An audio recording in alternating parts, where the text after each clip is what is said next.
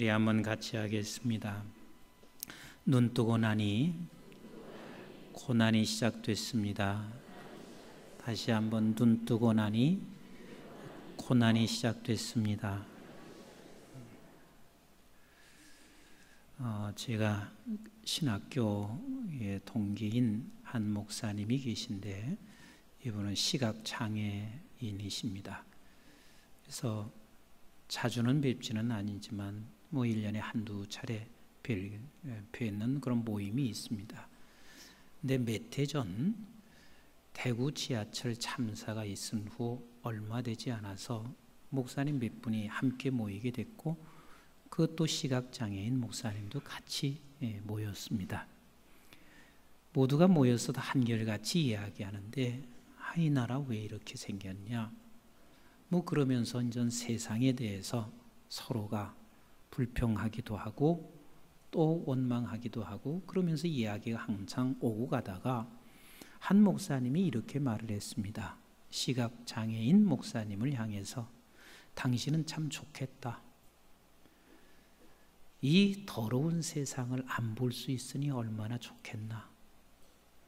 근데 이 말을 듣자마자 이 목사님이 뭐라고 하시는 줄 아세요? 그게 무슨 소리요? 나는 세상이 쓰레기 같아도 쓰레기 같은 세상을 한 번이라도 눈을 떠서 보고 싶습니다. 이게 그분의 말이었습니다. 쓰레기 같은 세상이라 할지라도 한 번이라도 내가 눈을 떠서 보고 싶습니다. 모두가 다 수견해 줬습니다. 말을 잘못한 거죠. 그리고 저는 이제 집에 와서 가만히 생각해 보았습니다. 그렇지. 평생을 세상을 보지 못하고 살아가는 사람에게는 비록 쓰레기 같은 세상이라고 할지라도 한 번이라도 눈을 떠서 보고 싶은 것이 저분들의 소망이 아니겠나. 근데 하물며 우리가 영원한 세상에 눈을 뜬 사람, 그 사람을 한번 생각해 보세요. 이 영원한 세상에 눈을 뜬 사람이라면 우리는 반드시 이렇게 생각할 수가 있습니다. 영원한 세상에 영원한 눈을 떴으니 이제 이 세상에 살면서 우리는 좋은 것만 볼 줄 알고 착각합니다. 하나님께서 내 영원한 눈을 떠주셨으니 우리 가정은 아픔도 없고 좋은 일만 있을 것이라고 착각합니다. 그런데 한번 생각해 보세요. 만약에 좋은 일이 없다고 해도 시각장애인이 눈을 떴는데 그 좋은 일을 보지 못하니까 옛날처럼 내가 장애인으로 돌아가고 싶겠어요? 안 돌아가고 싶겠어요? 비록 세상이 못 볼 것 다 본다고 해도 한번 눈을 떠본 사람은 다시 내가 옛날 그 모습으로 돌아가고 싶은 장애인은 하나도 없습니다. 우리도 마찬가지예요. 내가 예수를 믿었다는 이야기는 영원한 눈을 뜬 사람인데 그 영원한 눈을 뜬 내가 어찌 보면 눈을 뜨고 나니 그때부터 우리는 고난이 시작됐습니다. 주일날 이 더운 날 여기 와서 앉아 있는 것도 고난이에요. 그리고 교회에서 이것저것 봉사하라고 불러내는 것도 고난이에요. 조금만 또 봉사하지 아니하면 왜 권사쯤 돼가지고 봉사하느냐고 그렇게 말을 하는 것도 고난입니다. 자, 그렇다고 해서 여러분들은 이런 고난과 이런 것들이 싫어서 여러분들이 다시 영적인 영원한 눈을 감기를 원하시는 분만 아멘. 이 정신 차려야 돼. 정신 차려. 아무도 없어요. 아무도 안 계세요. 내가 비록 고난이 있고 내가 아무리 아픔이 있고 내가 지금 예수 믿는 것으로 인해서 힘들어도 그래도 나는 영적인 눈을 다시 감고 싶은 사람은 영적인 눈을 떠보지 않은 사람이기 때문에 그 말을 할 수 있는 것이지 영적인 눈을 내가 감겠다고 생각하는 사람은 없다 그 말이에요. 이건 우리 신앙생활을 하면서 우리는 때때로 이런 생각을 하고 있습니다. 예수를 믿기만 하면, 이제 내가 영원한 눈을 뜨기만 하면 만사가 다 오케이야. 만사가 모두가 다 형통이야. 이렇게 생각하고 살아간단 말이에요. 만사가 복이란 말이에요. 근데 그 복이 뭐예요? 도대체 그 복이 뭐예요? 하늘에서 내리는 돈일 겁니다. 내게 돈이 주어져서 이제는 모든 문제가 해결되는 것처럼 생각하지만 절대 그렇지 않습니다. 우리가 영원한 눈을 뜨게 되면 그때부터 우리는 우리 하나님께서 우리에게 은혜를 베풀어 주시기도 하고, 하나님께서 또한 우리에게 고난도 있게도 하시고, 예수 믿어도 아픔도 있게 하시고, 예수 믿어도 세상 사람과 다를 게 하나도 없이 우리에게는 여러 가지 환난과 핍박과 역경이 우리에게 찾아오게 되어 있단 말이에요. 오늘 본문은 지금 그것을 말해주고 있어요. 예수님께서 8장에서 수없이 내가 빛이다, 나는 하늘에서 온 자다, 나는 진리라고 그렇게 계속해서 저들에게 설교하고 말씀을 하고 있지만 저들은 그 빛을 알아먹지 못해요. 하늘에서 왔다는 소리를 이해하지도 못해요. 아무도 몰라보는 거예요. 그래서 우리 예수님께서는 그 몰라보고 있는 저 사람들을 좀 더 깨우쳐주기 위해서, 우리 같은 사람을 좀 더 깨우쳐주기 위해서 이것을 비유로 지금 9장에 들어와서 나면서부터 소경된 자에게 찾아가셔서 그를 고치시는 작업을 하고 있습니다. 그 고치시는 작업은 뭐냐면 바로 소경된 자이기 때문에 너가 하늘에서 온 아들이라고 하지만 네가 알아볼 수가 없어. 내가 빛이라고 하지만 네가 알 수가 없어. 왜냐하면 너는 나면서 본래 소경이었기 때문에 네가 빛을 알 수가 없고 본 적도 없고 하늘이 뭔지도 모르고 땅이 뭔지도 모르고 네가 선이 뭔지 모르고 죄가 뭔지도 몰라. 그게 바로 나면서부터 소경된 사람이야. 그래서 그 소경된 자를 어떻게 고치고 있냐면 이렇게 고치고 있어. 내가 흙에 묻혀서 내가 죽음으로 말미암아 내 눈을 뜨게 하는 그 놀라운 기적을 통해서 너가 살아나게 됐어. 내 눈이 뜨게 됐어. 자, 그러면 눈이 떴으면 우리가 주변 사람들이 이렇게 해야 되잖아요. 눈이 떴으니까 그 눈 뜬 사람을 쳐다보면서 막 박수 보내야 되잖아요. 야, 넌 나면서 네가 소경된 사람이 눈을 떴다니 막 환영해주고 박수 보내줘야 되잖아요. 그런데 지금 눈을 뜬 후에 이 사람에게는 고난이 시작되고 있습니다. 그를 불러다 놓고 신문하기 시작합니다. 네가 본래 나면서 소경된 자 맞냐? 맞다고. 누가 떴어?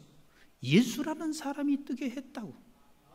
자, 그랬으면 그 예수 그리스도에 대해서 함께 좀 찬양 좀 해주고 같이 이렇게 즐겼으면 얼마나 좋겠어요. 그런데 다시 그를 신문하기 시작합니다. 뭐라고 신문한 줄 아세요? 너 그 눈을 뜨게 한 날이 무슨 날인 줄 아냐? 무슨 날인 줄 이 사람이 어떻게 알아요? 자기와는 상관이 없는 거예요. 예수님이 갑자기 오셔서 한 거라면 그게 안식일인 거 모르냐?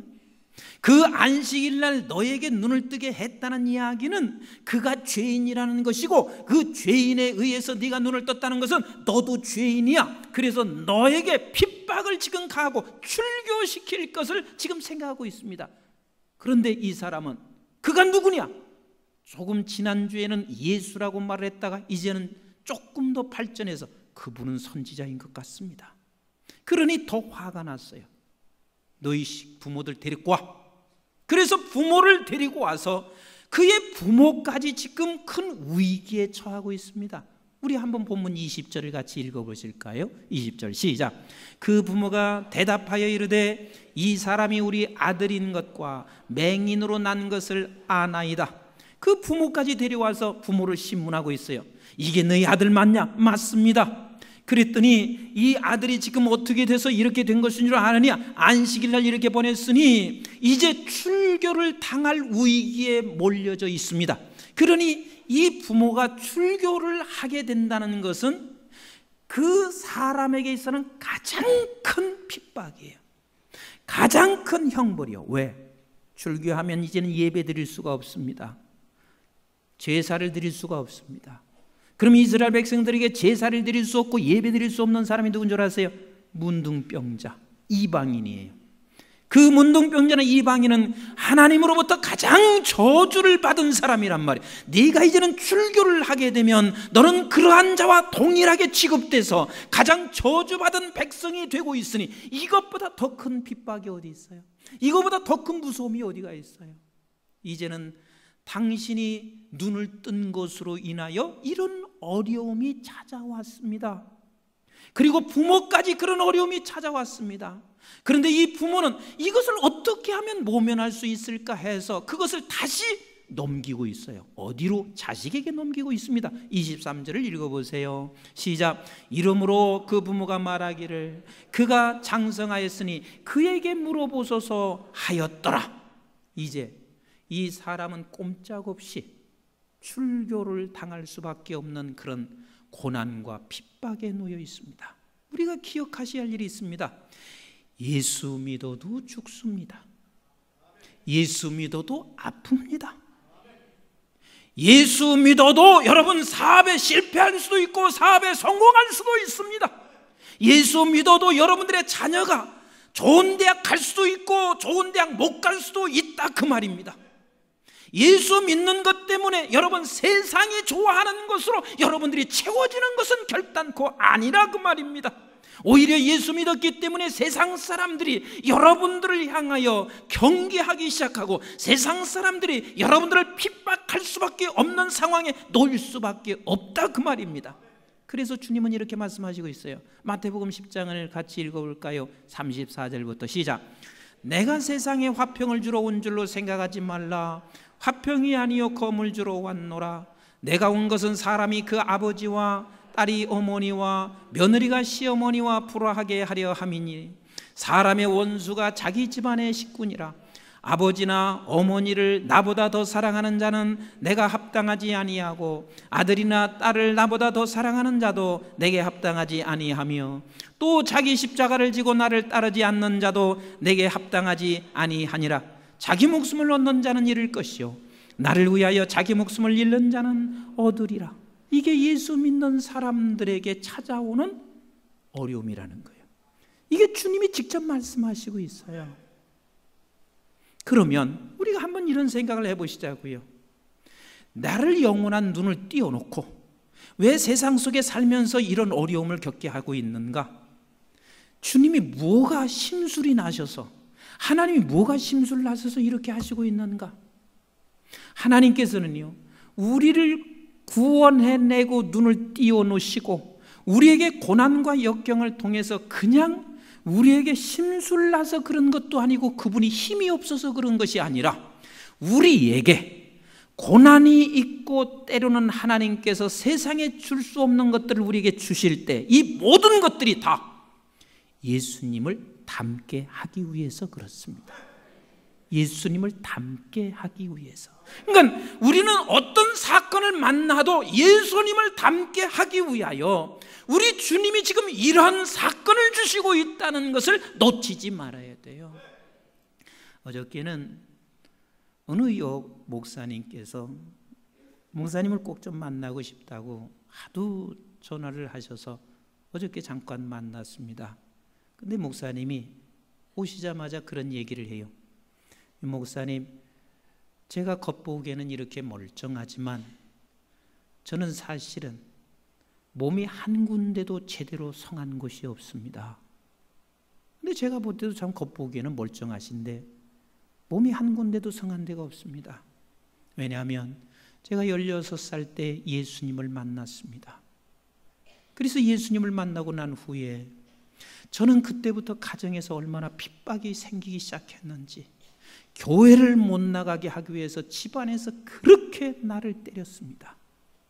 그런데다가 교회를 못 나가게 하기 위해서 억지로 가정에서 결혼시킨 곳이 예수 안 믿는 꼴통 불교 신자에게 나를 결혼시켰습니다. 억지로 결혼했습니다. 그리고 난 후에 그때부터 나는 남편에게 매맞기 시작했습니다. 사실 매를 맞지 않은 것이 그렇게 얼마 되지 않습니다. 시어머니가 내 머리채를 흔드는 것이 한두 번이 아닙니다. 제가 이렇게 살아왔습니다. 그런데 어느 순간 제가 깨달은 사실 하나가 있습니다. 남편이 내 선생이었습니다. 시어머님이 나의 선생이었습니다. 그런 고난과 역경을 통해서 내가 예수님을 사랑하게 됐고, 그 역경을 통해서 나는 더 그 핍박을 통해서 내가 더 성장했고 예수님을 닮아가는 사람이 됐었습니다. 그래서 내 남편이 선생이고 내 시어머니가 선생이고, 그 선생은 우리 선생 되시는 예수님께서 나에게 보내주신 선생이었습니다.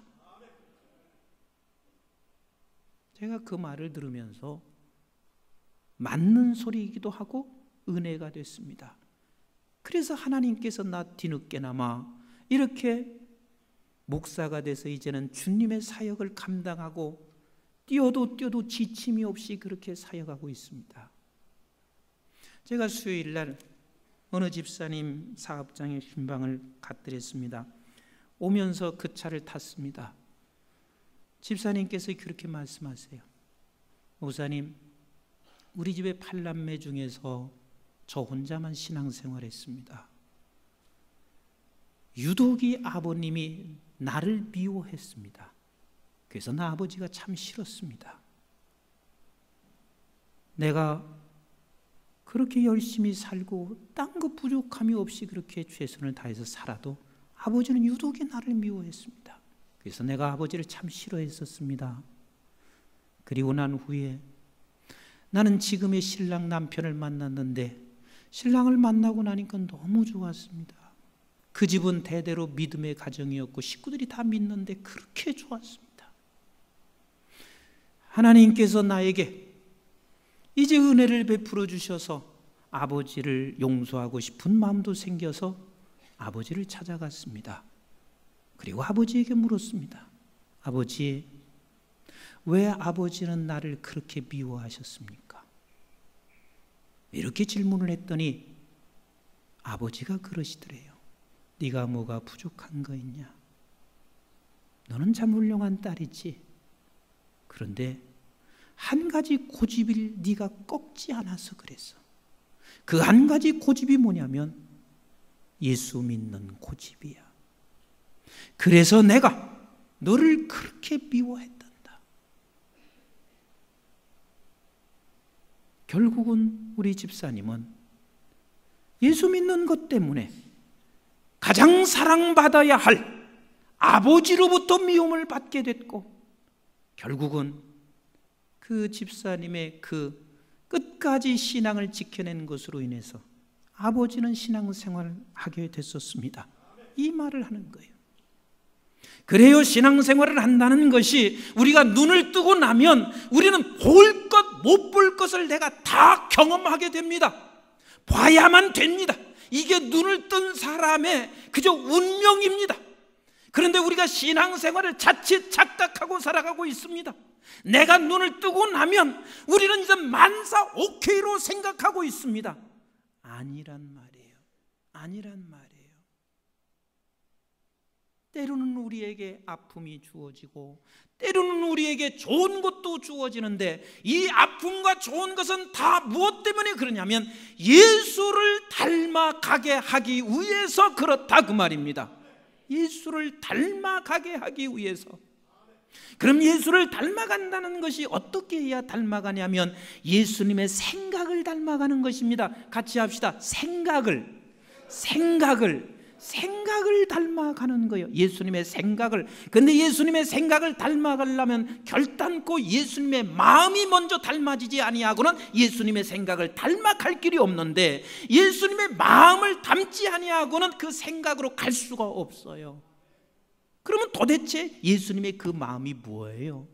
빌립보서 2장 5절을 같이 읽어보세요. 시작. 너희 안에 이 마음을 품으라. 곧 그리스도 예수의 마음이니. 자, 너희 안에 이 마음을 품어야 돼. 이것이 그리스도의 마음이야. 그러면 도대체 이 마음이 어떤 마음이에요? 6절과 7절을 같이 읽어봅니다. 시작. 그는 근본 하나님의 본체시나 하나님과 동등됨을 취할 것으로 여기지 아니하시고 오히려 자기를 비워 종의 형체를 가지사 사람과 같이 되셨고 그랬습니다. 무슨 마음이요? 낮아지는 마음이요. 낮아지는 마음. 그런데 낮아지는 마음이 아니고는 절대로 생각이 같아질 수가 없어요. 내 생각이 높아졌는데 어떻게 예수님과 생각이 같아질 수 있겠냔 말이에요. 절대로 안 된단 말이에요. 그러면 이 생각이 같아져야 우리가 그때야 비로소 평안이 있어요. 그때야 비로소 행복이 있어요. 그러니까 눈을 뜨면 세상의 것이 우리에게 더 많이 주어져서 행복한 것이 아니라 그분과 생각이 같아질 때 그때 우리에게 놀라운 평안과 행복이 주어진다 그 말이에요. 이것을 하나님이 원하시는 거예요. 자, 예를 들어서 한번 생각해 보겠습니다. 부부가 있습니다. 근데 부부가 같이 살고 있지만 돈도 있어요. 집도 다 갖추고 있어요. 그래도 절대로 이 부부가 행복하지 않을 수 있는 부부가 있고 전쟁을 날마다 해야 하는 부부가 있어요. 부부가 살면 반드시 닮아져야 돼.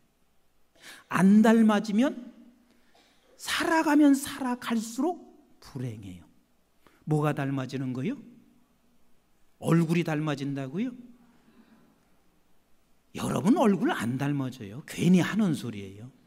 뭐 당신은 부부간이 많이 닮았습니다. 그거 다 그냥 기분 좋게 하는 소리지. 닮으려면 그냥 차라리 성형하는 게 낫지 안 닮아져요. 그럼 뭐가 닮아지냐면 생각이 오래 살면 생각이 닮아져요. 근데 생각이 달라보세요.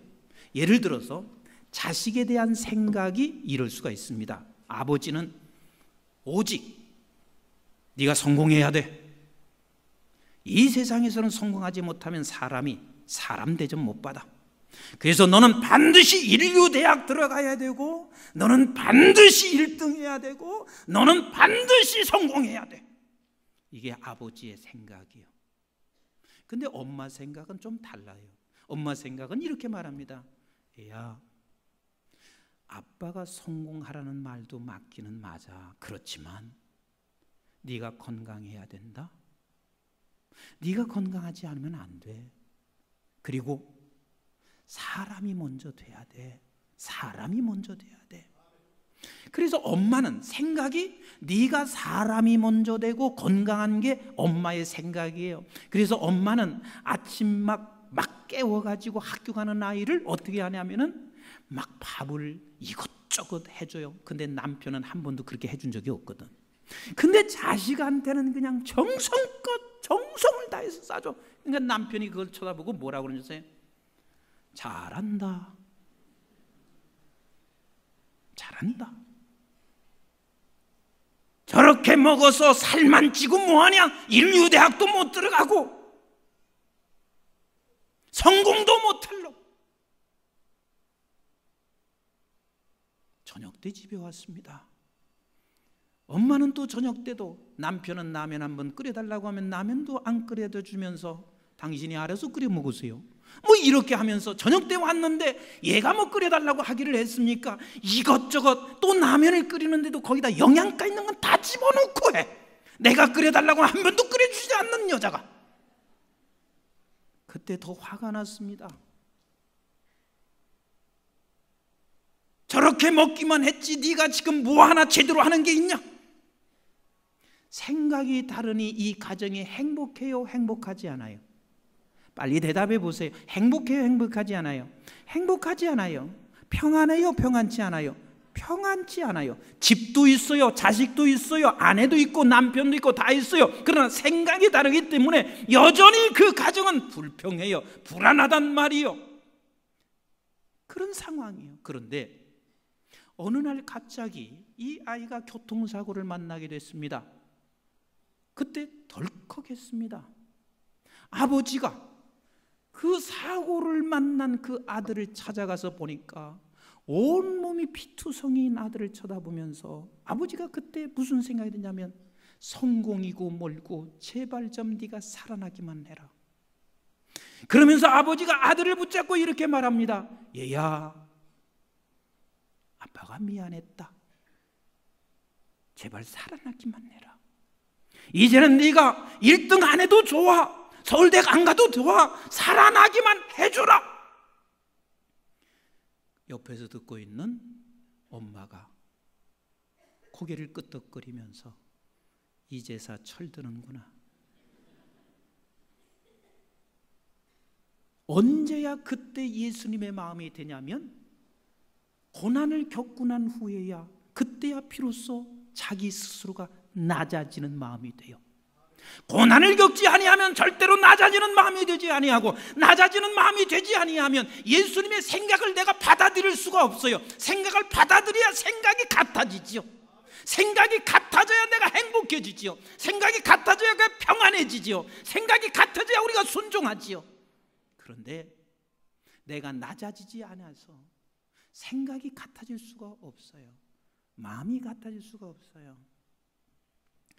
제 이야기를 이건 할까 말까 하다가 그냥 뭐 좋은 이야기도 아니지만 여러분들에게 도움이 될 것 같아서 그냥 얘기합니다. 우리 막내 녀석이 고3이에요. 그래서 나름대로 공부하려고는 욕심은 있어요. 그리고 고3이 딱 되면서 나한테 뭐라고 하느냐면, 아빠 기도해 주세요. 고3 때는 시간의 싸움입니다. 그래서 이제부터는 정말 시간을 얼마나 누가 조금 더 하느냐, 이 싸움밖에 없습니다. 그래서 고3 때는 내가 이렇게 공부를 하려고 합니다. 그 말을 내가 듣는 순간 시간의 싸움인 건 맞다. 그런데 시간의 싸움인 줄 알면서도 잘 건 다 자요. 근데 내가 그 얘기는 안 해. 야 이놈아, 알면 뭐냐, 잘 건 다 자는 놈이. 이런 얘기를 할 필요는 없어요. 그래 맞아, 시간의 싸움이다. 최선을 네가 다 하거라. 제가 그렇게 이야기를 했습니다. 어찌됐든 2학년 때보다는 3학년 때 조금 더 열심히 하는 모습이 내가 눈에 보였습니다. 그런데 한 달 전쯤 됐습니다. 학교에서 저희 엄마한테 전화가 왔습니다. 학교에서 엑스레이를 찍어보니까 얘가 조금은 심각할 정도로 결핵이 있습니다. 그러니까 큰 병원에 가서 다시 CT를 촬영해 보세요. 그 CT를 찍었어요. 그랬더니 다행히 전염성은 없지만 이 결핵에 가해서 먹으면 쉽게 치료할 수가 있는데 이게 아주 곤란한 데서부터 이 벌레가 처먹은 거예요. 그래가지고 이제는 얘가 치료를 받지 않으면 안 되는 상태가 돼서 학교를 2주를 못 가고, 그 다음에 6개월 동안 매일 약을 먹어야 되는데, 결핵약을, 내가 결핵을 알아봐서 알거든요. 결핵약은 한 주먹이야. 그걸 먹고 나면 머리도 멍해져, 몸까지 이상하게 가리워져. 그리고 결핵이라는 것은 반드시 피곤하거나 스트레스 받으면 안 돼요. 그래서 저도 유학하면서 결핵을 알았을 때 아무것도 않고 무조건 6개월을 휴학해라. 그래서 휴양지로 보냈거든요. 얘는 시간 때문에 인전 살아가야 되는데 그 상황이 딱 됐어요. 그 정도 됐으면 아빠가 와서 좀 안아주면서 위로를 해야 되는데 아빠는 아무 소리도 안 해. 가끔가다 한마디 하는 소리가, 어제 저녁에는 약 먹었는데 안 가려웠냐? 뭐 그 정도 한마디 해요. 그리고 나서 어제야 제가 아침 식사를 같이 모처럼 하게 됐습니다. 식사하면서 제가, 얘야 아빠보다 네가 10년 일찍 결핵을 앓는구나. 아빠가 결핵을 앓고 나서 그때는 내가 원망했다. 왜 하나님, 내가 지금 공부하다가 휴학해야 합니까? 그런데 지나놓고 보니까 그게 아니었으면 내가 낮아질 수가 없었다. 낮아질 수가 없었다. 그나마 그것이 있어서 내가 조금이라도 낮아져서 아빠가 이 정도라도 지금 쓰임 받고 있는 것처럼 너는 아빠보다 10년 일찍 너를 낮추셔서 예수님을 닮게 하고 있으니 감사하거라. 이게 내 이야기고 그게 진심이요. 그게 진심이요. 우리는 이해할 수 없는 상황이 생기지만 그러나 이해할 수 없는 그 상황이 아니면 낮아지지를 않아요. 낮아지는 마음이 예수님의 마음인데 절대로 낮아지지 않습니다. 절대로 낮아지지 않습니다. 그러나 절대로 내가 낮아지지 아니하고는 예수님의 생각을 접수를 하지 않습니다. 그래서 예수님의 생각을 닮아갈 수가 없습니다.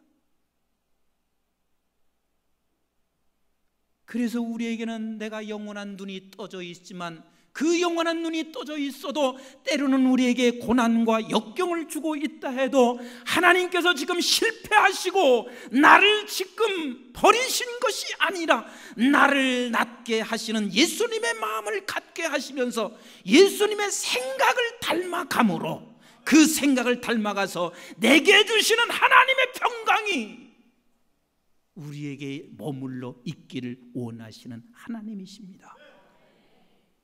그런데 하나님께서는 우리에게 고난만 주어서 그런 게 아니에요.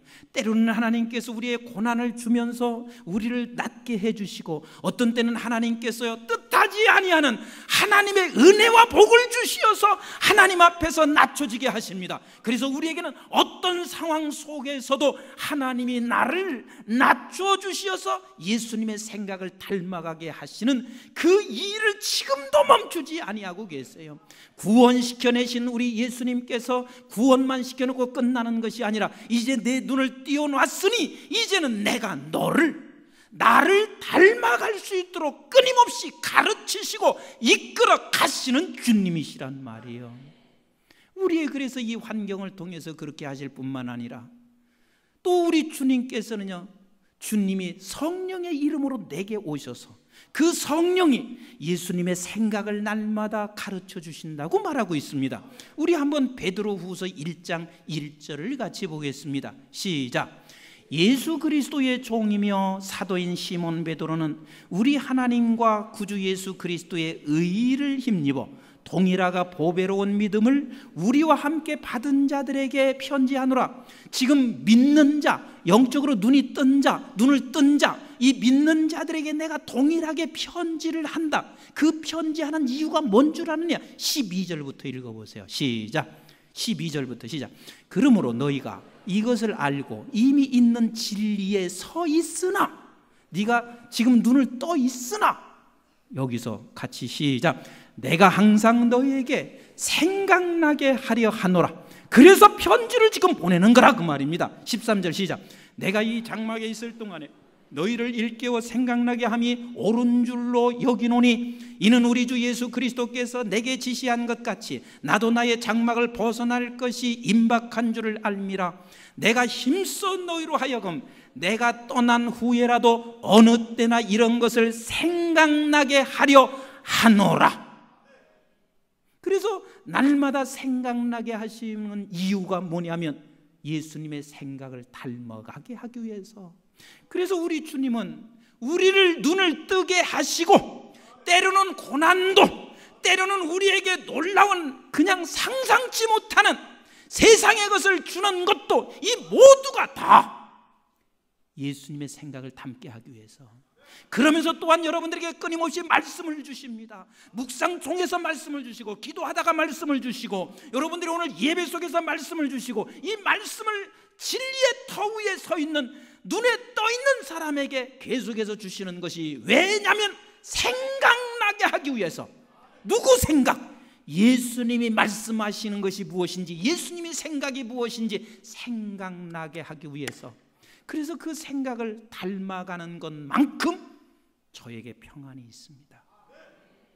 생각을 닮아가는 것만큼. 그래서 우리 하나님께서 우리를 구원해 내신 것은 세상의 것으로 인한 평화가 아니라 하나님을 닮아가고 하나님과 내가 이루어지는 화평과, 그래서 많이 닮아가면 닮아갈수록 하나님이 주시는 놀라운 평안, 평강 속에서 살기를 하나님이 원하시고 계신 하나님이세요. 사랑하는 성도 여러분, 저와 여러분들은 눈이 띄었습니다. 왜 아멘이 안 되세요? 우리는 영원한 눈이 떴습니다. 고통이 있다고 해서 다시 눈을 감기를 원하는 사람만 아멘 해보세요.